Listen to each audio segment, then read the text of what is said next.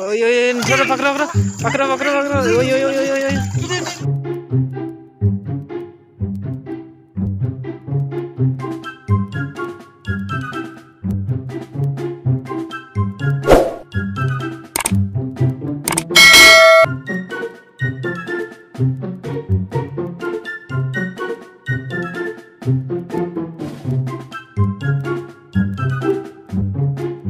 ओ माछ धर रहा ओय ओय चलो पकड़ो पकड़ो पकड़ो पकड़ो पकड़ो ओय ओय ओय ओय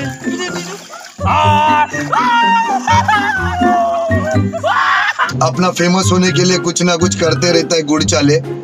जान दे बोला था।